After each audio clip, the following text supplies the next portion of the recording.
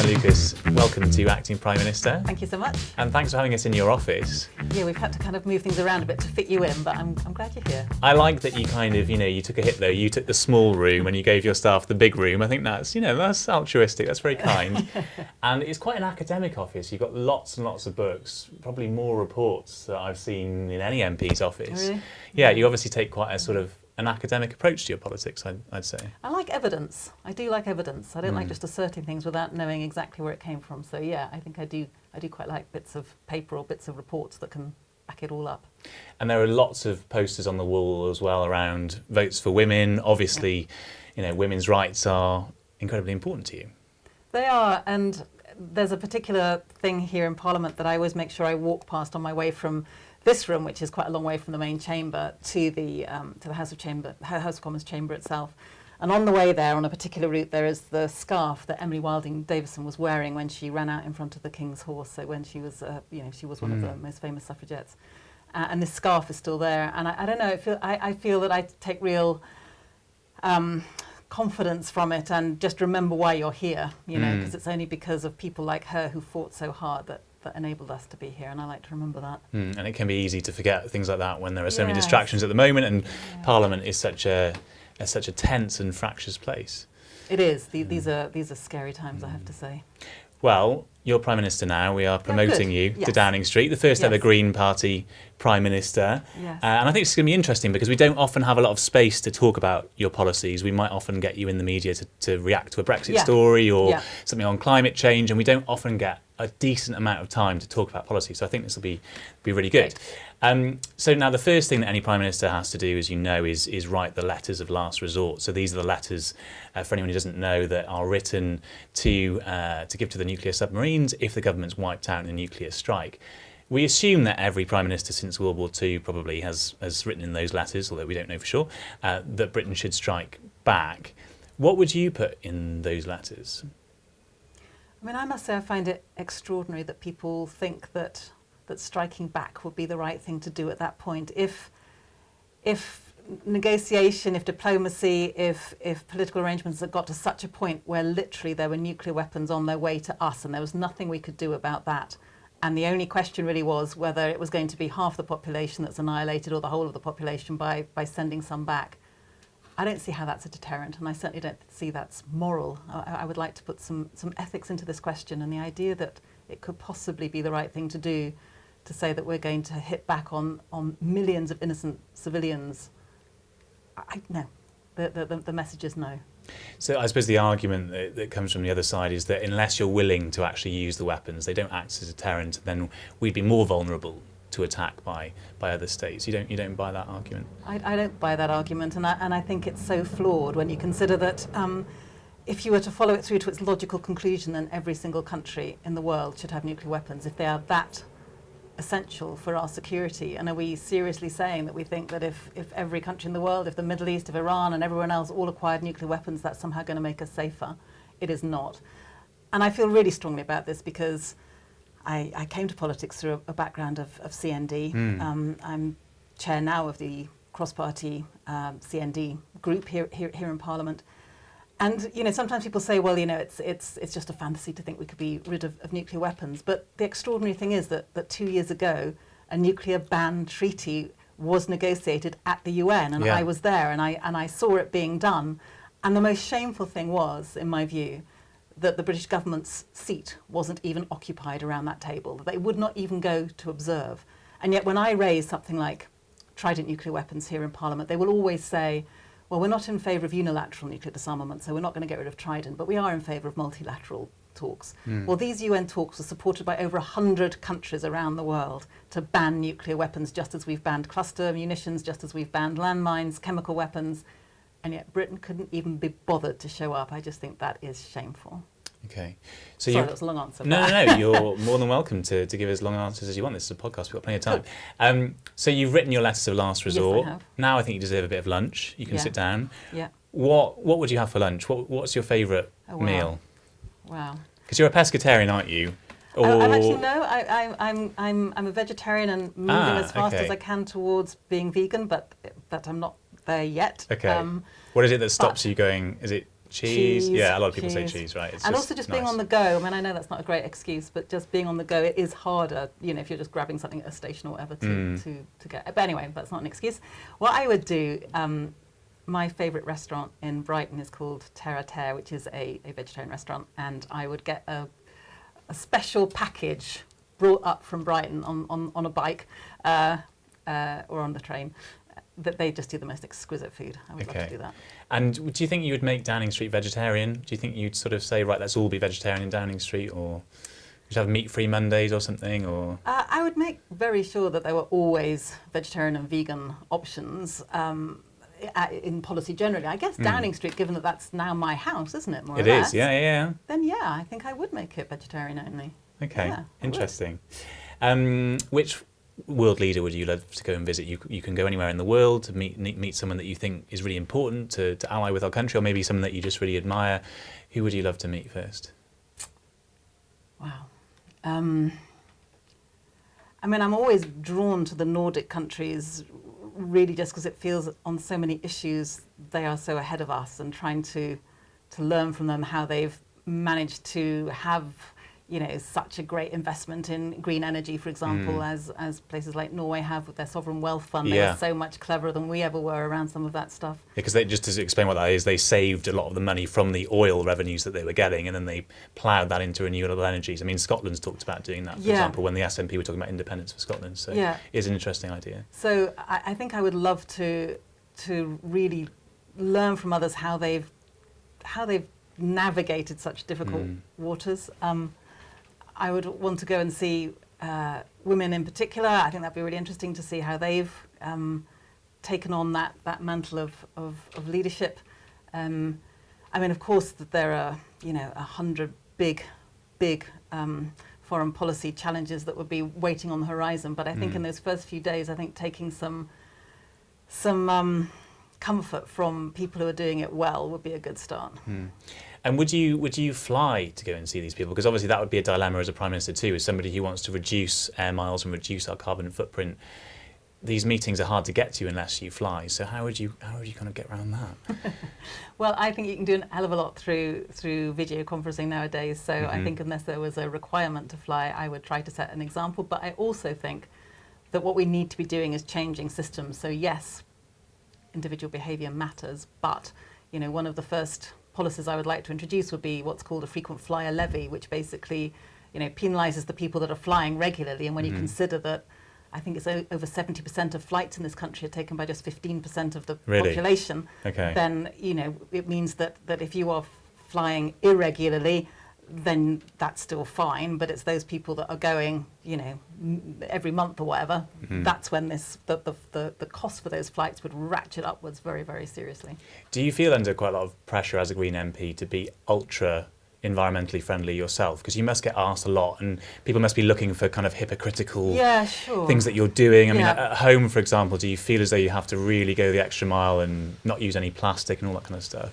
I mean, I try my best, and that's all that I think anyone can do. And what I really don't like about some portrayals of Greens, and I don't think it's very fair, but the portrayal is still out there, is that somehow we are, worthier than thou, we are judgmental about other people, and we are not. What we want is a policy framework that enables people to make the more environmentally friendly choice. And so we were talking about aviation a second ago.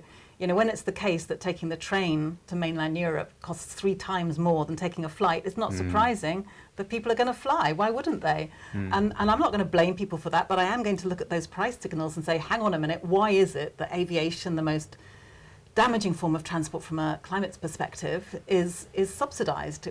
Aviation doesn't pay tax on its fuel, it doesn't pay VAT on its tickets or its new planes. This is crazy. We are subsidising the most damaging form of aviation. So what I would like to see is not judgment, everyone kind of doing what they can, but let's have government enabling it and making it easier to do it, rather than putting all of those perverse incentives in there at the minute that I think make it much harder for people to do what many of them would want to do.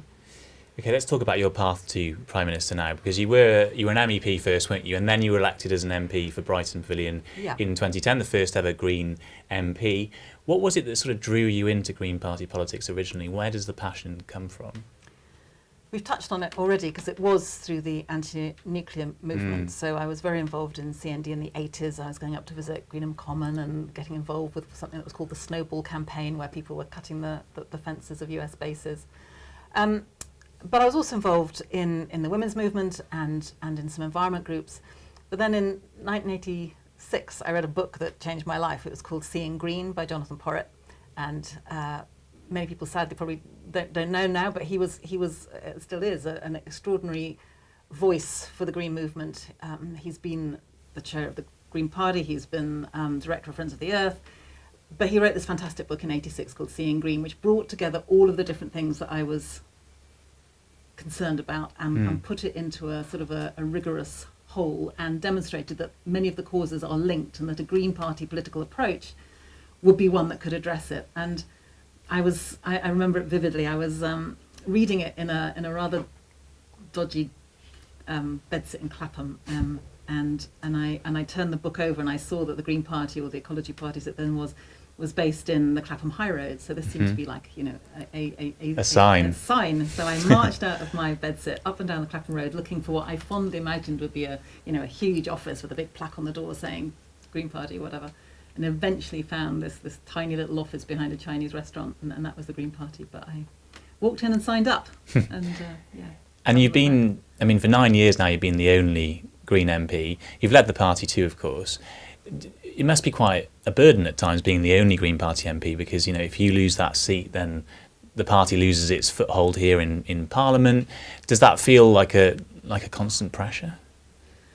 Well, touch wood, my majority has increased the last 2 times, so I hope I'm not going to lose the seat, but it certainly feels exhausting. I would give so much just to have one other person here, you know, because I think one of the most stressful things about this place is that it's impossible to plan in advance. As you'll know, you know, on a given morning, the Speaker will decide which urgent questions to grant, you'll suddenly find out what statements are being made, and all of the things you thought you were going to do that day are just out the window because suddenly there are all of these other competing demands.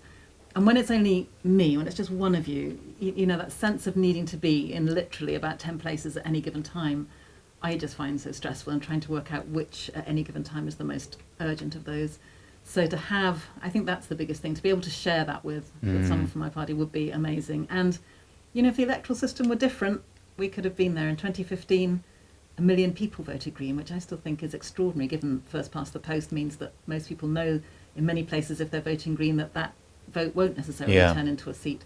But 1 million votes could have got us under some proportional systems 20 MPs. You know, how different would the country be even if we had 20 Green MPs? I think it would be a big difference. Is it a disappointment for you that you haven't quite got there? You haven't got 2 MPs? Because like you say, in 2015 there was a lot of talk, wasn't there, about the Green parties coming up, maybe Bristol, one of the seats in Bristol might go Green, and then it's just never quite happened.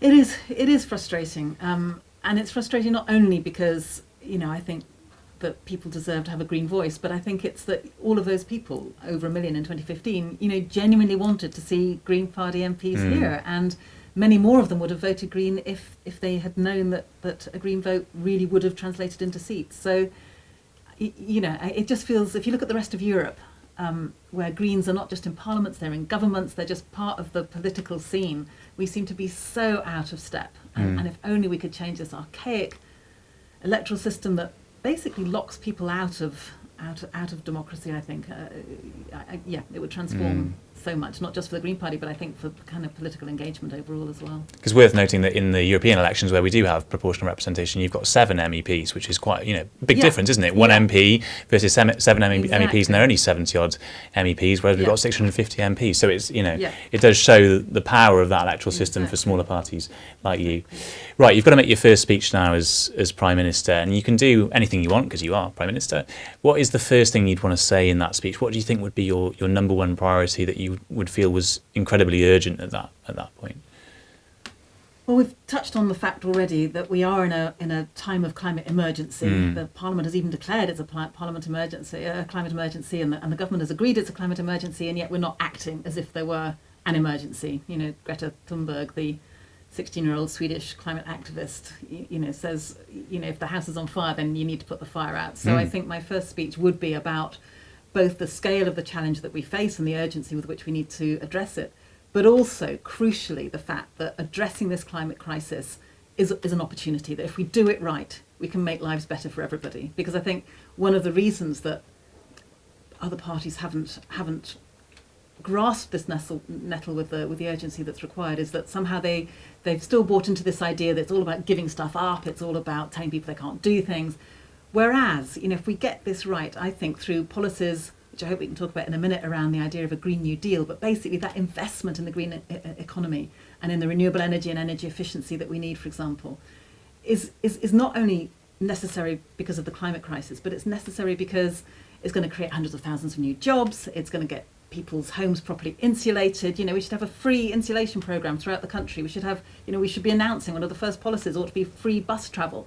We should be celebrating the positive things that can come about if we tackle this emergency with the wisdom and the urgency that it's needed. Because you do get a sense that the Conservative Party, to be fair to them, have started to cotton on to the idea that actually economically green policies can be quite beneficial because we could be world leaders in we might be a bit too late to the table now to be world leaders, but we can certainly be part of the pack of developing things like, for example, on the Humber with massive green energy investment around Siemens, etc., etc.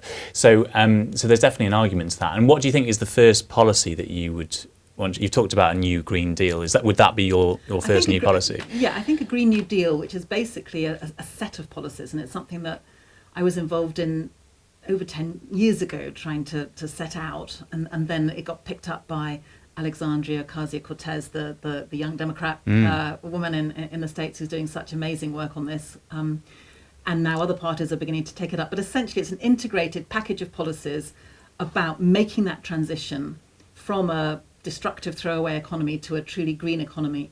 But the crucial thing about it is that it invests particularly in those areas where people have been most either left behind or exploited by the current damaging system, and it's worker-led. So there's a phrase that gets used a lot called a just transition, and people, what's a just transition? Well, for me, it's about making sure that those workers who may well be in industries where big changes are going to happen in terms of living more sustainably and working more sustainably, they need to be in the driving seat of making that transition and identifying the skills that are needed, and the financial support needs to be there to enable them to make that transition into more sustainable work. But to me, insulating every home in Britain so that in the 21st century we're not having people dying as they still do today because they can't afford to heat their homes in the fifth richest country in the world. So putting those positive policies in place. So when it comes to transport, yes, accelerating more electric vehicles, but also let's make public transport much more accessible. And in some parts of the world, in some cities, free buses are there. Well, let's do that. Let's demonstrate that green policies can be great for social justice as well as for environmental justice as well. We'll talk more about your party policies in a couple of minutes, but we've got to get Brexit out of the way too, because as Prime Minister, we're assuming that Brexit hasn't quite happened yet, because you're Prime Minister right now. And interestingly, over the weekend, the Lib Dems changed their policy and they now support revoking Article 50. They clearly want to sort of seize the initiative on Brexit and be the most anti-Brexit party. Is there any chance of the Green Party now following suit and changing policy from having a second referendum to revoking Article 50? Absolutely not. I am deeply concerned about this policy of revocation as a first resort rather than as the very, very last resort if we're just about to tip out of the EU. I think it's a slap in the face for the 17.4 million people who voted to leave. I think it imperils democracy. I think it tells people that when they thought that people don't listen to them, actually they were right. Because if you went for instant revocation, that would be what you were doing. You'd be just basically saying to 17.4 million people you were completely wrong. I think it's dangerous. I think it means that people will have less confidence in our democratic system. I think it's arrogant. I think it's self-indulgent. I think obviously Lib Dems have done some polling that tells them that this is the right policy in terms of some short-term votes, but in terms of the long-term harm that I think that will be done to our country through doing this, I think it's incredibly dangerous. I'm deeply worried by it. Do you worry they might squeeze the Green Party vote? Because it's such what I'm worried about. What I'm worried about is the impact of revocation on this country. We are already such a divided country. The idea that we're by saying to 17.4 million people, we're not listening to you and we don't care why you voted leave and we're just going to put the clock back to the 22nd of June 2016, I think that is the biggest kick in the teeth that you could possibly deliver. And so the Green Party approach is very different. And something that I've been doing is a project called Dear Leavers, where I've been going out into Leave communities and listening to people and finding out why they voted to leave, and saying, and as a consequence of that, that for many people who voted Leave in 2016, they did it because they felt that the status quo was intolerable. And they were damn right, because for so many people in this country, the status quo is intolerable. You know, people who are working 2 or 3 jobs and still dependent on food banks. You know, the social contract has been destroyed. And to the extent that people wanted to send a clear message that the status quo is not all right, I completely understand why they did that. And for them to have a party that's simply saying, well, you know, we're not listening to that, we're not going to take any notice of that at all, I just think it's dangerous and it's wrong. Do you think it makes it harder now to have some kind of sort of Remain alliance with the Lib Dems? Because there's been a lot of talk, if we go into a general election, which we assume that we're going to have to fairly soon, that the Remain parties might be able to get together. And the Greens have been particularly receptive to this idea of maybe sort of standing down or taking a bit of a back seat in seats where the Lib Dems are going to win. Standing down. No, wait a minute. Or the other way around. You know, the Lib Dems might stand down in Brighton, for example, for you. Can I just say, Lib Dems standing down in Brighton is a very kind gesture, but it is absolutely immaterial in terms of any outcome. Mm-hmm. The Lib Dems don't have a single councillor in Brighton. Mm-hmm. They polled, last time they stood there, they polled about 2%. So genuinely, standing down in Brighton makes no difference to me at all, although, okay, it's a kind gesture. But what would make a difference would be if they might, you know, reciprocate what we did in 2017. The Green Party stood down in around 24 seats because we were trying to promote the idea of progressive parties working together, promoting MPs in particular who had come back here to fight not just on Brexit, but crucially on getting a different voting system so we don't have to have all of this horse trading before elections happen. And it was not reciprocated, with the exception of Brighton. In a couple of places there were some conversations that happened around local authorities and some of the council seats in a couple of places the Lib Dems stood aside for us. But essentially we made a big gesture in 2017 and we paid a high price for it, quite frankly. And so, you know, I think the conversation now needs to be, well, what are people going to do to help some Green Party voices to get into Parliament? So you're quite clear then that it has to be a two-way street. If you're going to do this Remain alliance, before you enter into it, you need to see some movement from the Lib Dems and maybe even the Labour Party saying, right, we're going to take as much of a hit as you guys did. Exactly. I mean, obviously it's proportional. I understand that in the sense that we're not expecting to win as many seats as those other much bigger parties. But there needs to be an element of reciprocity in this, for sure. And it was interesting over the weekend as well, because the Lib Dem leader Jo Swinson said that she wouldn't be interested in any kind of alliance with Labour. I know that your politics is naturally closer to Jeremy Corbyn's than perhaps hers is, but how do you feel about Remain alliance with Labour, given that their policy is a little bit ambiguous? You know, they're not saying, yes, we are 100% gunning for a Remain campaign in a referendum. I'm not quite clear when you say Remain alliance, whether you mean supporting Jeremy Corbyn in a government of national unity, for example, or whether we're talking about electoral arrangements in the run-up to a general election. I mean, if it were around a government of national unity, then I have said very publicly that, of course, Jeremy Corbyn is the leader of the Labour Party, and I think if there were a government of national unity, it would be entirely right and proper to be supporting him as a temporary caretaker of that government. And he has said he would do it simply for as long as it took to negotiate an extension to Article 50 and then have a general election.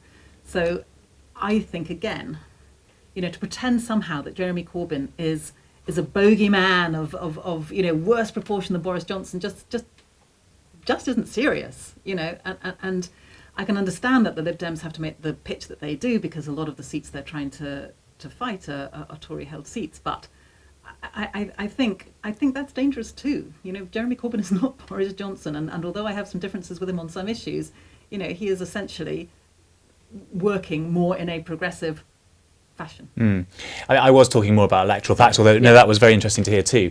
But in terms of the electoral pacts, can you envisage at the moment going into some kind of pacts with Labour? I mean, I think what we're discussing at the moment are individual arrangements in certain seats, and again, I'm sorry that we have to have this conversation in a sense, because I wish our electoral system was such that we didn't. But of course, if there were those conversations to be had, and if Labour would be sitting around the table as I wish they were, we'd be very happy to have those conversations. Okay.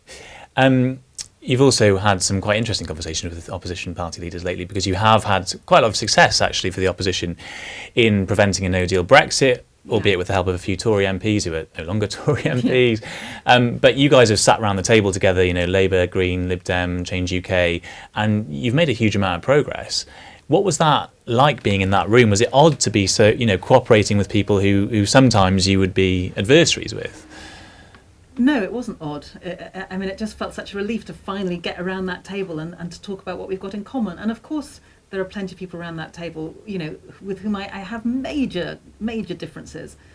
But if we're seriously to put the national interest first, then I think cooperating on areas where we do agree has to be a no-brainer. We have to do that. It's a no-deal Brexit would be so catastrophic in so many respects for this country that I think, cooperation is what people would expect. And I'm glad that finally the door was open and we were able to get around that table. Is there a leader that you, amongst all of them, that you particularly get on well with? Do you have sort of a favourite? I genuinely don't think I do. I get on a personal basis perfectly well with all of them. And yeah. Is there somebody you don't get on with? You're going to try and push at this, and no, I don't even think there is. So I can't help you there. Sorry. Okay. Nice try. You've got to appoint your cabinet as well, and you can have anyone in your cabinet from history, anyone in the country. Can it be dead as well? They can be dead if you like. You can have literally anyone you like. This is wow. Millions and billions of possibilities. Wow. Just a couple of names, but who would you love to have in a Green Party cabinet? Wow. And we know that obviously you'd point Jenny Jones, etc. So all of these people who are already in the party. But if you could, just for fun, if you could pick anyone, then who would you love to have? Well, I think I would probably resurrect Robin Cook and his ethical foreign policy. I think he was very brave on that. And he just to remind people, he obviously resigned over the Iraq War. He was Foreign Secretary, and he stood down because he felt that we shouldn't be going to war with Iraq. That's exactly right. A Labour frontbencher at the time, and he was the person who talked about an ethical foreign policy, and it feels like that is needed more than ever right now. And then you think about a world where you've got Putin and Trump and Boris Johnson come to that, then reinserting some ethics into politics, I think would be massively important.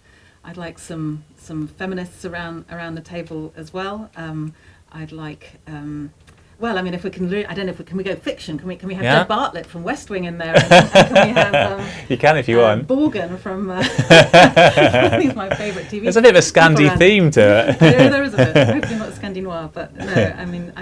It could be exciting. Petra Kelly, if I could just say a few words about her, because I'm sure, sadly, viewers won't know who she was, but she was my big inspiration. She was one of the co-founders of the German Green Party, and she always talked about.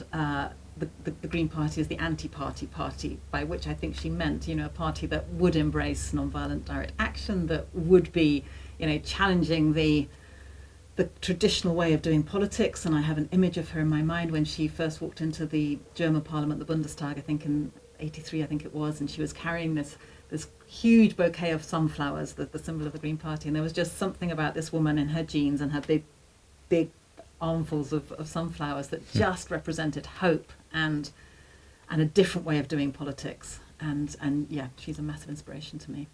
You were criticised recently for saying that you'd like to set up an all-female cabinet of sorts when you were talking about... I'd like to explain that one, but yeah. Yeah, go on. Yeah. Will you explain it? Because you had a hard time, because people said, why does it have to be all-female, and why does it all have to be all-white female as well?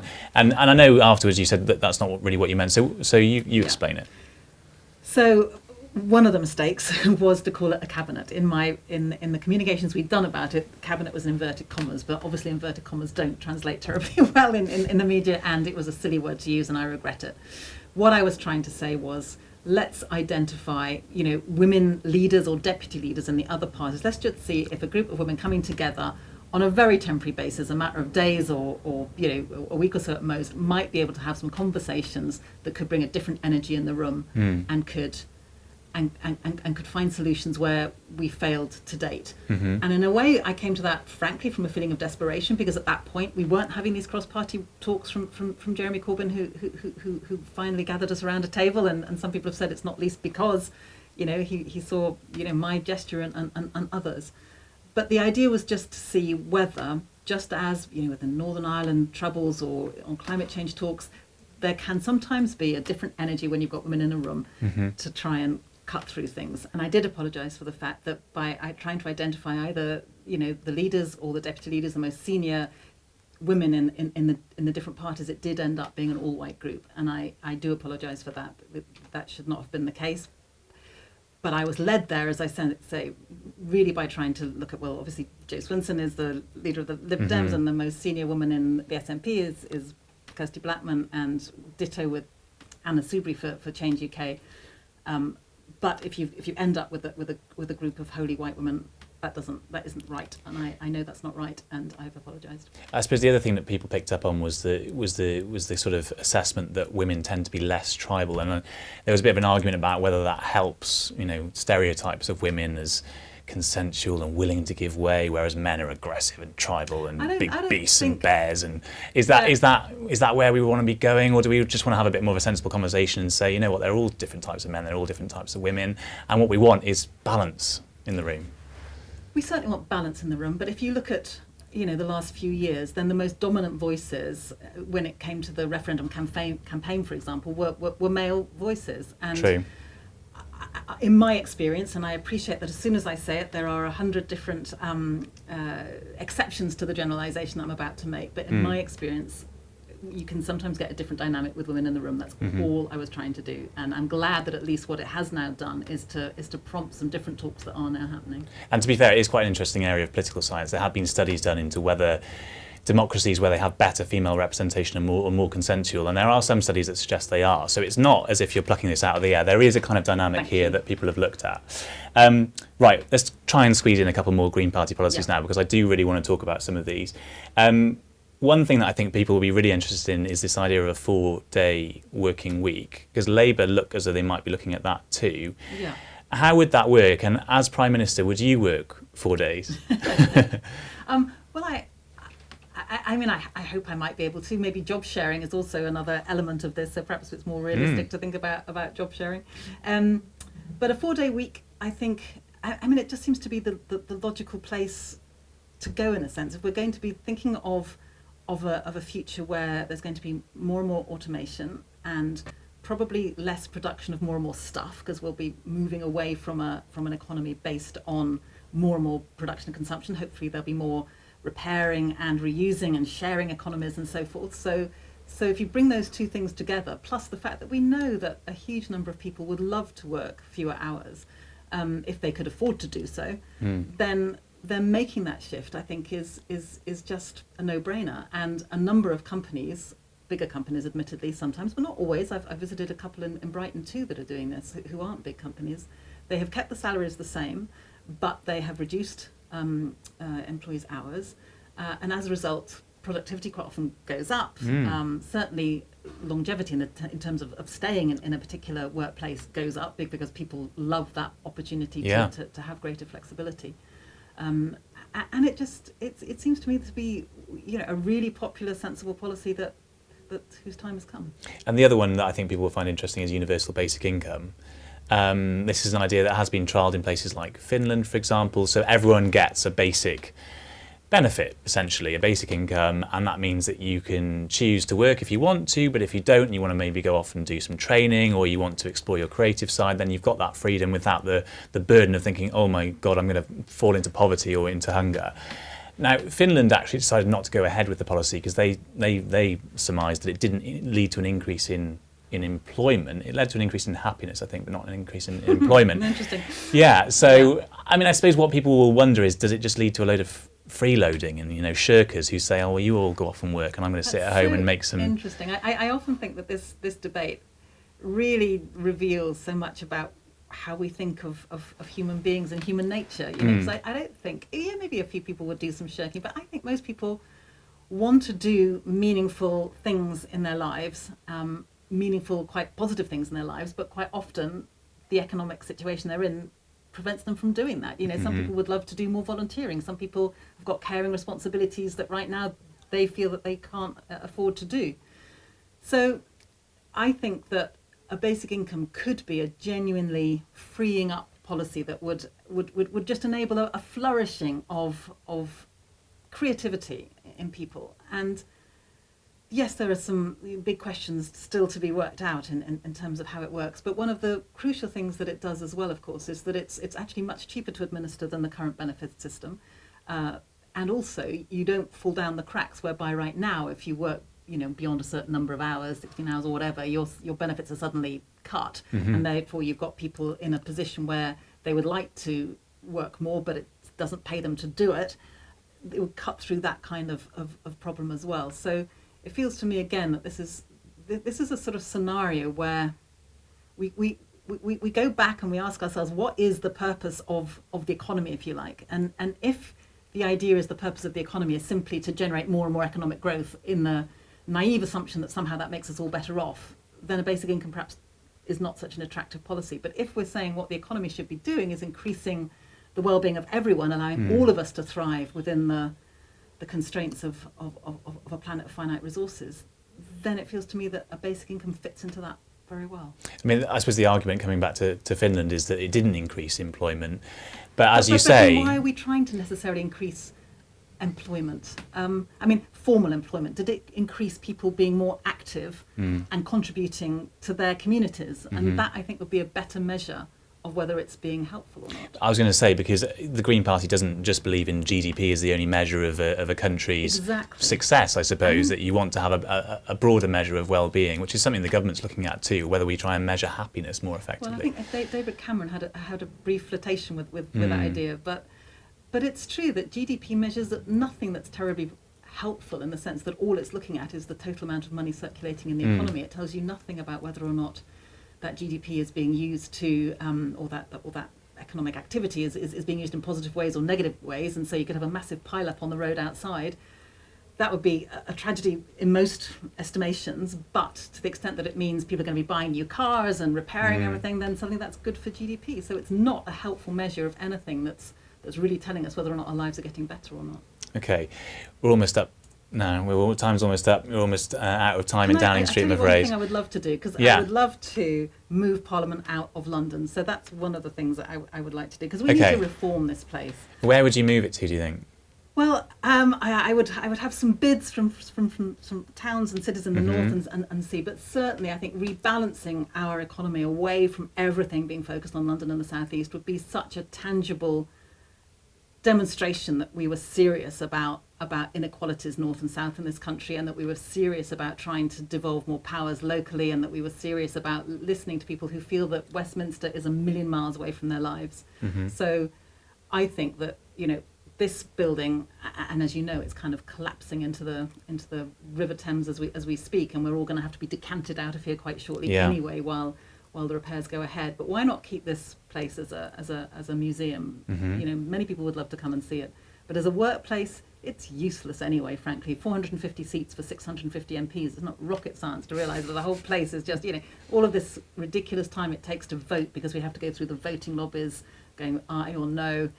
6 votes when you've got electronic voting takes you a minute and a half. 6 votes here takes you an hour and a half. I mean, it just needs to be pulled into the 21st century. So can I just fit that in? Yeah. And so you're going to have to move Downing Street as well then? The home or the residence of the Prime Minister. You wouldn't move the street, but you'd have to move the residence of the Prime Minister as well, wouldn't you? So that would be a very lucky advantage as well, yeah. Okay, good. Right, well, while you are in Downing Street, and let's just finish off with the final few questions. So firstly, how do you think you would kind of connect with nature as Prime Minister? What do you like to do in order to keep hold of your Green Party roots? Yeah.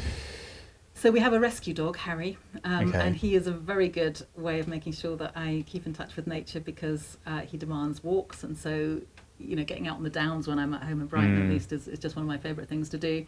So finding some green space around Downing Street looks like it's going to be pretty important. And you've answered my next question, which is what would your Downing Street pet be? So it's going to be the rescue dog. He's coming in with you.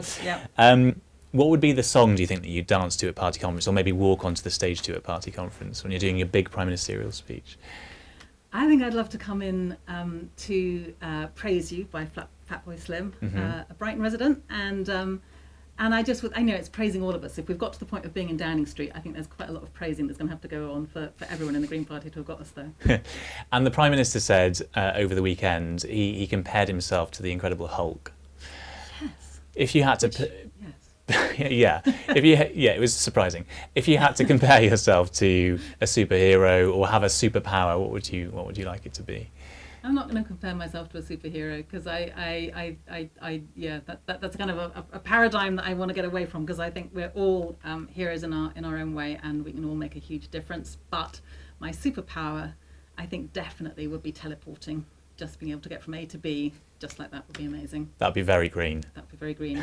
Assuming it doesn't, assuming it doesn't take some kind of like giant machine in order to make it happen, I suppose. But yeah, but actually, if it's just a click of the fingers, that's very green. Exactly. All right, Caroline Lucas, thank you so much for coming on the podcast. It's been really interesting. Thank you.